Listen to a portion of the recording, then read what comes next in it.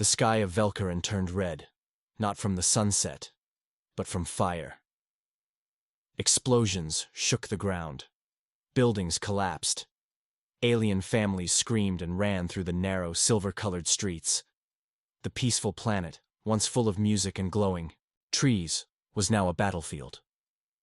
The Zarnak, a kind and soft-spoken species, had never seen war like this. It began without warning. One moment their scanners were quiet. The next, thousands of sharp black ships appeared in their orbit, moving, fast, silent, and deadly. These were not ordinary raiders. They didn't demand anything. They didn't send messages. They just attacked. Laser blasts cut through the sky. Giant alien machines marched across the land, burning everything. The Zarnak warriors tried to defend their cities, but their weapons were weak, and their training was meant for peacekeeping, not survival. The enemy showed no emotion, no pause, no fear. In just 3 days, half of Velkarin was gone. Zarnak leaders gathered underground, shaking with fear. President Kava, once proud and strong, stood in front of the last working communication screen. Her hands trembled as she spoke into the void of space. "If anyone, any species out there, can hear this," she said, voice breaking, "we are dying. Please, we beg you, help us. We will give anything. We just don't want to vanish." She pressed send. The message flew out into the stars, past moons, planets, and light years of empty silence. They waited. Hours passed. Then a day. Then 2. No one replied. The Zarnak had always helped others. They had offered healing technology to planets in crisis. They had shared food, tools, and education. But now, when they needed help, the universe turned its back. Except for one reply. One short message. From a planet the Zarnak had once feared. "Earth received your message. Help is coming. Brace for contact." Kava stared at the message. She remembered Earth. Humans were different. Not as advanced. Not as united. But their history was full of violence. Wars that destroyed continents. Weapons that could melt oceans. Even their peace missions ended in conflict. But maybe now that violence could save them. The alien general, Clavor, the monster leading the invasion, laughed when he heard humans were coming. "Those savages," he said. "Let them come. We'll crush them like insects." But the Zarnak felt something else, something dark moving in the stars. 1 week after Earth's message, black ships appeared above Velkarin. Not like the enemy's sharp glowing crafts. These were heavier, armored, and silent. No lights, no names, no warning, just presence. The ships hovered for a moment, scanning the planet. Then they opened, dropping human soldiers from the sky like falling stars. The Zarnak looked up from their ruined shelters and saw them. Tall, armored, faceless figures. Each one wore dark suits with red markings, skulls, claws, flames. They didn't smile. They didn't wave. They landed with a thud, and within seconds they moved. Fast, clean, deadly. The enemy soldiers tried to fight, but the humans were faster. They didn't use traditional guns. They used silent blades, strange energy weapons, and tools the Zarnak had never seen.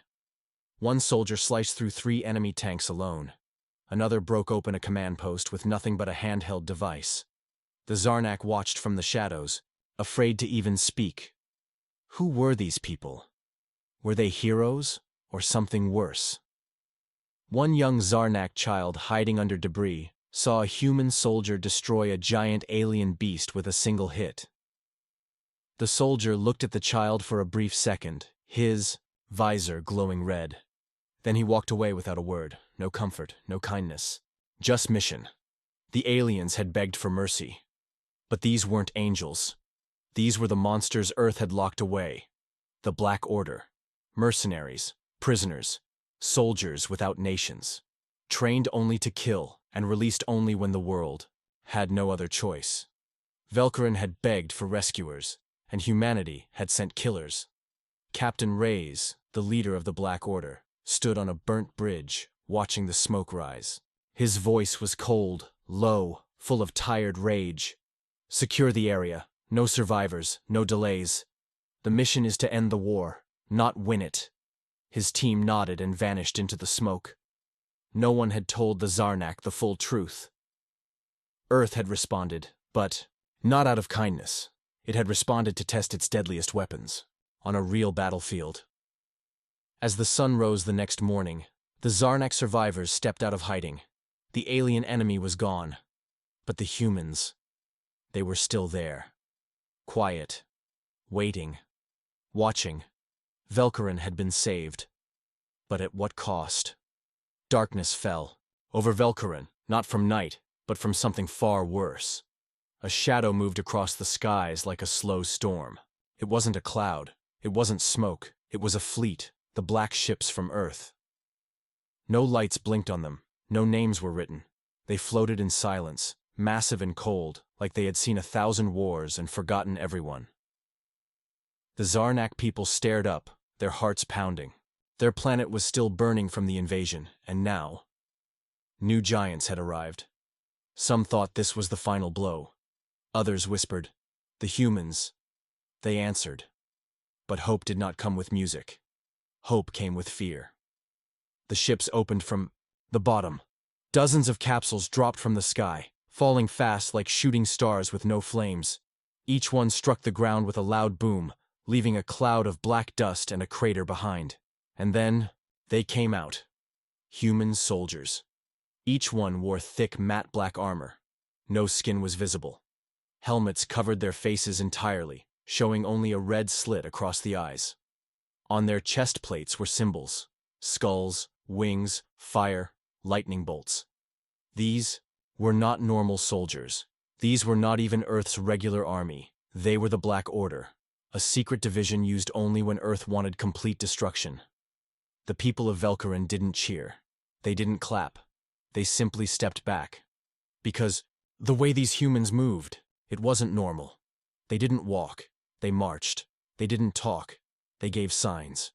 Within seconds of landing, they spread out like trained beasts, checking corners, scanning skies, identifying threats. No greetings, no warnings, just action. Captain Reyes stood tall in the middle of the battlefield. His armor was slightly heavier than the rest, with silver scratches running down the side, a sign of old battles. His voice came through a built-in speaker, low and sharp. Mission begins now. Targets are enemy units, machinery, and command centers. Civilians, ignore. Threats, eliminate. The squad moved without delay. The enemy, who had crushed Velkaron's forces just days ago, reacted fast. They sent airstrikes, ground beasts, armored drones.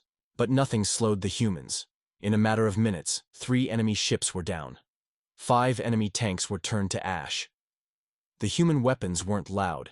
They didn't spray bullets or throw bright fireballs. Instead, they used directed energy, small, invisible beams that melted armor. Some carried curved black blades that cut through steel like it was paper. The enemy screamed, but the humans made no sound. A Zarnak soldier, hiding behind a wall, peeked out and saw something terrifying. A single human had jumped into a group of enemy fighters. Instead of hiding or taking cover, he moved straight at them, blades spinning, gun firing. Within seconds, all 5 were down. The human didn't pause. He simply reloaded and moved on. "What are these creatures?" the Zarnak whispered. Far above the battlefield, the alien General Clavor watched through his ship's main screen. His face, once full of pride, was now pale and tight. He slammed his fist down. They weren't supposed to send these ones. His second-in-command asked, "Who are they?" Clavor said just one word: Punishers. The enemy knew them by name, not officially, not through peace talks or history books, but from stories passed through broken fleets and failed wars. If Earth sent its armies, it meant diplomacy. If Earth sent the Black Order, it meant punishment. Back on the ground, Captain Reyes led his team deeper into the burning city. Buildings collapsed beside them, but they didn't flinch. Alien civilians hid in basements, eyes wide, hoping they weren't next. But the humans didn't harm them. Not even a look. They weren't here for the people. They were here for blood. And the enemy was finally scared. Zarnak scouts sent a private message to their leaders. The humans are not attacking us. They are hunting only the invaders. President Kava, sitting in a deep bunker, closed her eyes and sighed. Good, but keep watching. These humans, they don't forget. If we make one mistake, they might turn on us too. Out in the field, one human soldier paused at a ruined temple. He looked at the carved walls, at the names of Zarnak ancestors. Something in him softened. He whispered through his helmet. They're not fighters. They're survivors. But then a noise behind him. A beast charged. The soldier turned, and in one smooth motion, shot the creature through the head. Don't get distracted, Captain Reyes said through the comm. War doesn't wait. The night went quiet again, except for the slow sound of armored boots stepping over broken stones. The black ships in the sky didn't move. They just watched, and below, the humans kept pushing forward, like shadows with a mission. The Zarnak had asked for help. They were getting it, but not in the way they imagined. Long before the Black Order landed on Velkaran, they were locked far away from Earth's cities, deep beneath the frozen mountains of Siberia. No sunlight reached that place, no songs, no hope, just silence and pain. It was a prison, but not for ordinary criminals. It held Earth's most dangerous people. War veterans who had gone too far, scientists who built weapons they couldn't control, soldiers who followed no rules. Each one was feared. Each one had a past soaked in blood, and among them was Captain Reyes. His real name was lost. No one remembered it, not even him. He had fought in the Mars Uprising, the Titan Rebellion, and the Second Europa War. In every battle, he did what others couldn't. He ended wars, not with peace, but with force. Governments feared him. Armies avoided him. But when Earth faced enemies that diplomacy couldn't stop, they called him again. Not as a hero, but as a killer with a purpose. When the Zarnak's distress signal reached Earth, the United Council gathered. Most members ignored it. Velkaran was far, quiet, and unimportant.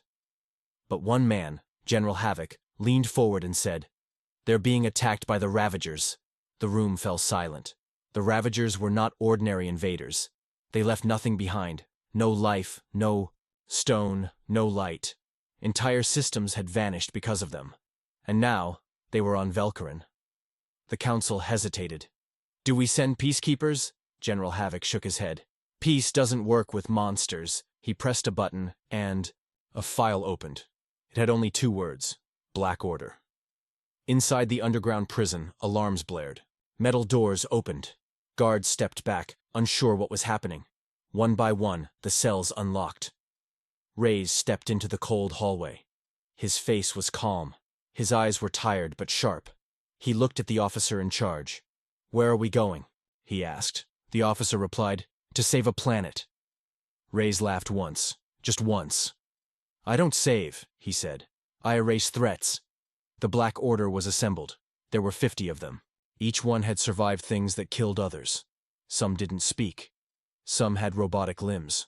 One, called Shade, could move without sound. Another, Gore, used no weapons, only his hands. They weren't a team. They were a storm. Their weapons were designed in secret labs. Their armor could survive plasma blasts. Their minds were reprogrammed to ignore fear, hesitation, or guilt. They had one rule: complete the mission. No second chances. The council didn't tell the Zarnak they were sending killers. They just gave the Black Order a simple task: destroy the Ravagers. Leave no threat behind. No questions. No limits. As the Black Order trained for the drop, Captain Reyes stood in the center, watching them. He said nothing for hours. Then finally, in a voice low and cold, he spoke. "This isn't about saving them. It's about reminding the galaxy what humans are. We don't beg. We don't wait. We finish what others fear to start." No one clapped. No one cheered. They simply nodded. On the ship heading to Velkaran, Reyes stared at the screen. It showed the planet burning, civilians running, enemy ships controlling the sky. He zoomed in on one image, a Ravager beast crushing a Zarnak school. His jaw tightened. Behind him, Shade asked, "You care about them?" Reyes replied without turning. I care about balance. They attacked the weak. Now they'll meet the strong. Back on Velkarin, the Zarnak leaders watched the Black Order from their bunker. Why do they fight so hard? One asked. What do they want from us? President Kava answered softly. They want nothing. That's what makes them dangerous. In the middle of the battle, a young Zarnak medic named Laru tried to help a wounded child. But a Ravager drone aimed at her. Before she could blink, the drone exploded. She turned around. A human soldier stood behind her, blade glowing. He didn't say a word. He looked at her, then walked away. Later, Laru would whisper, "He looked like a ghost. A ghost who saved me." The Black Order kept pushing forward, their path lined with smoke and silence. Reyes didn't rest. He didn't sleep. He just moved, toward the Ravager command base. Behind his mask, he thought only one thing. They called us monsters. Maybe that's what they needed. The Ravagers were not used to losing. For years they had invaded planet after planet, crushing everything in their path. They didn't expect resistance. They expected surrender. But now, on Velkarin, something had changed. The sky was still filled with smoke, but the sound of Ravager roars had faded. The cries of fear were replaced by a strange silence, a silence filled with tension. In the destroyed city center, Ravager commanders watched their numbers fall on glowing red screens. Hundreds of their soldiers were dead. Their machines were broken. Their ships were crashing. One of them whispered, "Who is doing this?" Another replied, "Not who. What?" The Black Order had spread across the capital like shadows. In the southern zone, a group of Ravager beasts had surrounded a building where Zarnak civilians were hiding. The creatures snarled, their claws sharp and ready. Then a whistle pierced the air. The beasts turned, and were cut down in seconds. A human named Shade stepped forward from the dust. His movements were so fast, the beasts barely had time to blink. His blades didn't shine. They whispered through the air like wind. Inside the building, the Zarnak watched with wide eyes. They had expected death, but they saw something else. A killer, who protected them. In another part of the city, a giant Ravager walker stomped through the streets. It was 3 stories tall, with thick legs and missile launchers on its back. A normal army would have run. But not the Black Order. Gore, the largest human in the squad, charged at the machine. With no fear, he jumped onto its leg and began ripping panels off with his bare hands. Sparks flew. Alarms rang. The walker tried to shake him off. Too late. Gore found the power core and drove his metal fist straight into it. The machine exploded. He walked out of the fire, not even burned. Everywhere the Black Order went, they left behind one thing. Silence. Not peace, not joy, just silence. The Zarnak survivors began coming out of hiding. Slowly. Carefully. They didn't know whether to be afraid of the humans or to thank them. A young mother named Valina stepped forward, holding her child. One of the human soldiers, his armor marked with a red flame, stood nearby. She whispered, "Why did you come?" The human looked at her but didn't reply. Then, after a pause, he said, "We were told you begged for help." Valina said, "Yes. We asked the stars for mercy." The human nodded. "Mercy is not what we bring. We bring the end." Then he walked away. At the same time, inside the Zarnak command bunker, President Kava was watching a live feed. She saw the Black Order moving through enemy zones, destroying everything in their way. An advisor asked, "Should we speak to them?" Kava shook her head. "They don't take orders from us." "But shouldn't we offer thanks?" She replied, "They didn't come for thanks. They came because someone told them to finish this war." Meanwhile, Captain Reyes stood on a rooftop, scanning the ruins. He had seen war before, too many times. But this mission felt different. He didn't hate the Ravagers. He didn't pity the Zarnak. He was just following a code, end the threat. His voice came through the comm system. "Final push. We hit the command base at dawn." The soldiers answered with silence. They didn't need cheers. They didn't want medals. They only needed a target. As the last Ravager ships tried to escape, the Black Order's gunships shot them down. Not one invader left the sky alive. On the ground, the remaining Ravager soldiers dropped their weapons. They had never done this before. But now, they begged. They raised their arms. Some fell to their knees. Others cried in alien languages, hoping for mercy. Captain Reyes arrived with his team. He stared at the surrendered group. One Ravager, trembling, said in broken English, "Please, no kill. We surrender." Reyes looked around at his men. Then he said, "Let them go." His soldiers looked at him in surprise. Reyes repeated louder, "I said let them go." Then he leaned in close to the Ravager leader. "But if you ever come back to this planet, or harm another peaceful world again," he pulled out a small knife and placed it under the alien's chin. "We won't leave survivors next time." The Ravagers were allowed to crawl back to their broken ship and escape. It was the first time in history the Black Order had shown mercy. The Zarnak didn't cheer. They didn't celebrate. They stood quietly, watching the humans walk away. Valina turned to her child and said softly, "These were not heroes. These were not angels. They were something else." Her child asked, "What were they?" She said, "They were killers. But they were our killers." While the people of Velkaran tried to understand what had just happened, far away on Earth, the real reason behind the human rescue mission was hidden deep in cold offices, closed meetings, and unread files. General Havoc stood in the Earth Council chamber, watching a giant screen showing Velkaran's surface. Fires were still burning. Human soldiers were still cleaning up the last pieces of war, but the mission was nearly over. The council members, dressed in sharp uniforms and sitting around a circular table, looked calm. But this wasn't a meeting about mercy. It was business. One of the members asked, "Is the Ravager threat gone?" Havoc nodded. "The Black Order handled it. Total victory." Another member leaned forward. "Good. Then it's time." Time for what? Not peace. Not aid. But something planned long before the Zarnak even called for help. Velkaran wasn't just a beautiful world. It was rich in Corexium, a rare energy crystal found only deep underground. Earth scientists had discovered it years ago.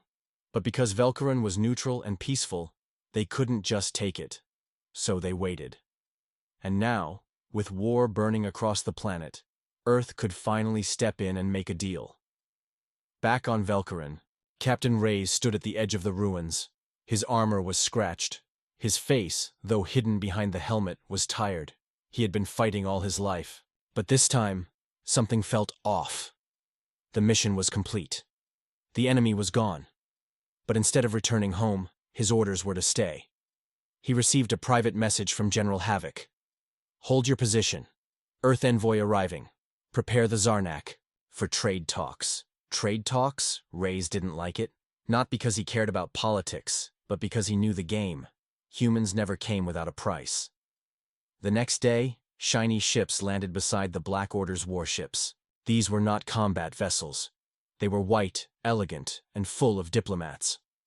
One of them, a man named Director Vance, walked out in a smooth gray suit, smiling politely.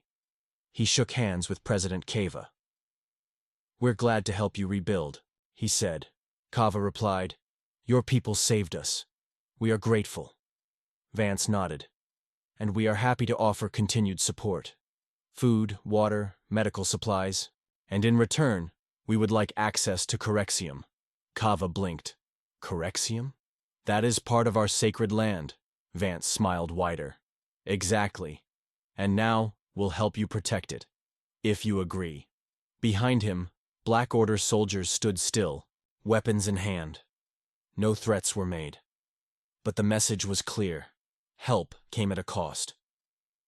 Later that night, Reyes sat on a broken bench near the city's edge. The sky was finally clear. Stars twinkled above him. He removed his helmet for the first time since landing. His face was rough, scarred, and silent. Shade approached and sat beside him. "They're making deals," Shade said.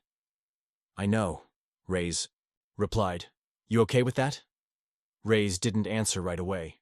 Then he said, "We didn't come here to help. We came here to claim. Shade asked, "So why did you spare the Ravagers?" Reyes looked up. "Because I wanted to do one thing." "Right." In the Zarnak Council Hall, President Kava met with her advisors. Some wanted to reject Earth's offer. Others said they had no choice. They were weak, their systems were damaged, and humans were now walking their streets like owners. Kava stood, quietly for a long time, then said, "Let's give them the outer mines. Keep the Sacred Valley untouched." It was a compromise. Not peace, not power, but survival. The next morning, a contract was signed. Correxium rights were shared. In return, Earth promised protection. The deal was announced as a partnership, but the truth was clear. The Zarnak had traded their treasure to avoid more fire. Captain Reyes received new orders. Remain on Velkaron as peace enforcer. He didn't argue, but inside, he felt something strange. Regret. He had killed for many reasons. Orders, justice, duty. But this felt like a setup. A trap dressed as a rescue. Still, he didn't speak out. He wasn't made for speeches, only actions. He stared at the rising sun and thought, is this what mercy looks like now? A deal signed with quiet threats? The people of Velkaran slowly returned to their lives. Children played again. Shops reopened. But now, everywhere they looked, human flags were there too. The Black Order didn't patrol like peacekeepers. They stood like reminders, strong, silent, untouchable.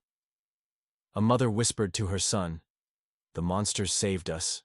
And now, they stay." The boy asked, "Are they watching us?" She nodded. "Always." Velkaran's sky turned red. It wasn't fire this time. It was the moon, glowing dark crimson. The planet's twin moons often changed color, but tonight's blood moon was different. Old Zarnak legends spoke of the blood moon as a warning. It meant something dangerous was near. Something that couldn't be seen with eyes. President Kava stood on the balcony of the city's rebuilt tower, looking up. Her advisors spoke quietly behind her, but she didn't hear them. Her eyes stayed locked on the sky. Something felt wrong. Captain Reyes also felt it. He stood at the eastern watchpost, watching reports scroll across his visor. Movement had been detected near the edge of the southern jungle. Strange energy signals, not Ravager, not Zarnak, unknown. His voice echoed through the comm system. "Black Order, ready positions, something's coming." His team responded instantly. Gore, Shade, Vex, and the others gathered their gear. They didn't ask questions. They had learned long ago, when Reyes speaks like that, death is nearby. As the red moon rose higher, something broke the tree line. Not ships, not drones, but walking creatures. Tall, thin, with metal skin and glowing, blue eyes. They moved in silence, but the air around them vibrated like it was screaming. Vex scanned them. "I've never seen these before," Reyes replied. "Neither has Earth. But that won't stop them from killing us." The creatures began to move faster, their feet not touching the ground. They glided across the land like ghosts, deadly, quiet, and fast. And then, they attacked. The first blast hit the western wall, melting it like butter. Zarnak guards screamed. The creatures didn't use bullets. They used sonic weapons, sound so strong it shattered steel. The Black Order moved fast. Gore ran straight into them, throwing his heavy fists. He crushed the first attacker, but 3 more jumped him from behind. Shade dashed through the shadows, slicing heads without sound. Vex fired her twin rifles with perfect aim, but they kept coming. It was chaos, not a battle, a war reborn. Inside the city, President Kava ordered all civilians to enter the bunkers, but this time, the people didn't panic. They remembered the humans. They believed the killers would save them again. Captain Reyes fought in the middle of the storm. His armor was damaged. Sparks flew from his left arm. Blood ran down his face, but he didn't stop. One of the blue-eyed creatures faced him, raised a strange weapon, and fired. Reyes ducked, rolled, and drove his blade into the thing's chest. But, instead of falling, it laughed. Then it spoke, in perfect English. "You're too late, killer." Reyes froze. "You speak," the creature smiled. "We were watching. We let the Ravagers test this world. You passed. Now the real war begins. Then it exploded. The blast threw Reyes into a wall. His vision blurred, his suit blinked red. But he stood up again. He always did. Team, he growled into the mic. Fall back to the center square. We draw them in. Then end them. The Black Order regrouped, forming a tight circle. The enemy closed in. Dozens, maybe hundreds. But the humans didn't run. They planted their feet. They were ready to die, if needed. The blood moon turned brighter, casting an eerie light over the broken city. Zarnak survivors peeked from underground. They saw explosions, screams, steel against steel.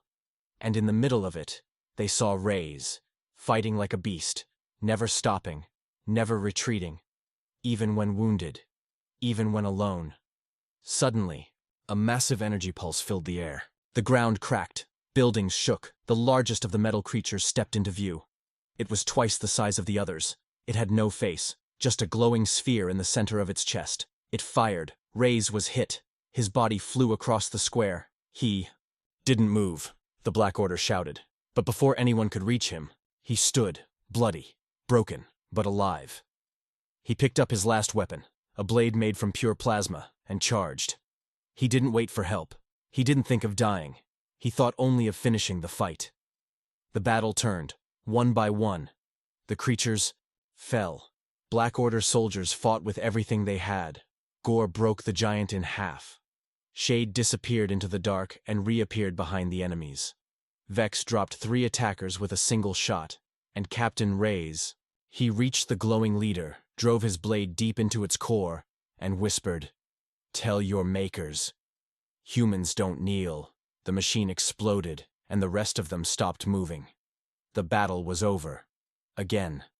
Smoke filled the city. Bodies lay everywhere. Some human, some machine. The blood moon slowly faded, turning back to soft white. Reyes fell to one knee. His armor was cracked, his breathing was heavy, but he looked up and saw something that made him pause. The Zarnak people were standing, clapping. Not cheering, not smiling, but clapping, slow, respectful, full of fear and gratitude. They didn't know how to thank killers, so they honored them the only way they could, by remembering what they had done. Velkaron was quiet again. The blood moon had passed. The strange machines were gone. The battle was over. But the scars were everywhere. Buildings were broken. Trees were burned. Roads were covered in dust and ash. And in the middle of it all stood the humans, not celebrating, not speaking, just standing, tired, wounded, but unshaken. Captain Reyes sat alone on a stone bench near the city center. His helmet was off. His face, rough and lined with cuts, stared at the cracked ground. His blade was beside him, broken in half. He had survived again. But this time, survival didn't feel like victory. Around him, Zarnak children peeked from behind ruined walls. Some of them carried pieces of food, bandages or flowers. They didn't know if they were allowed to come closer. Reyes looked up and gave a slight nod. That was enough. The children slowly approached, gently placing the gifts near him. No words, just silence and respect. Inside the rebuilt council hall, President Kava met with Earth's director Vance. He was still wearing a perfect suit, his smile sharp and polished. The battle had changed nothing for him. "We've secured the last mine," he said. "Your people will continue to receive supplies as promised." Kava didn't respond right away. Then she said, "Your soldiers fought harder than anyone we've ever seen." Vance smiled wider. "They always do." "But they don't belong here," she added softly. "Do they?" Vance leaned forward. "They don't belong anywhere. That's why they're useful." Then he stood and walked out. In the city square, the Black Order prepared for departure. Their ship stood ready, black and silent. The mission was done. Shade cleaned his blades. Vex packed medical supplies. Gore sat on a crate, arms crossed, eyes closed. None of them spoke. They had fought like demons. Now they waited like ghosts.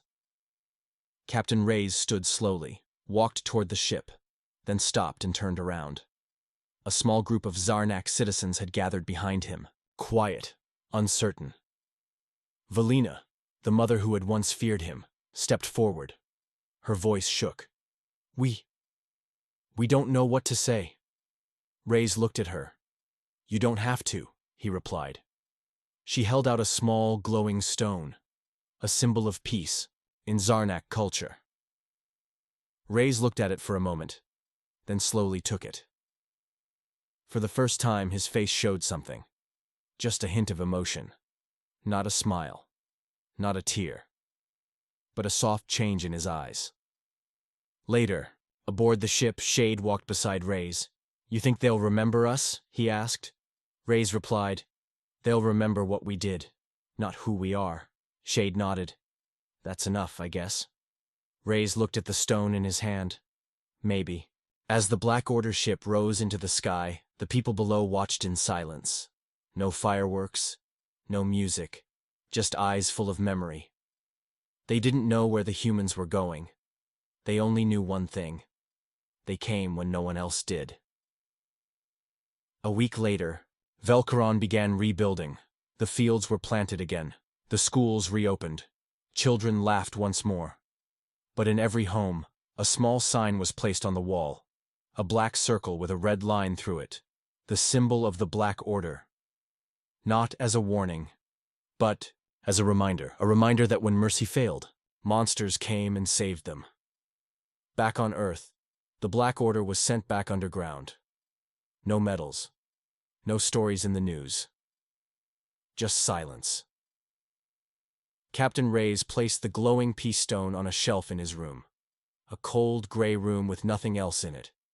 He sat down, stared at the wall, and whispered to himself, "They begged for mercy. But mercy isn't always kind." He closed his eyes, and for once he slept without nightmares.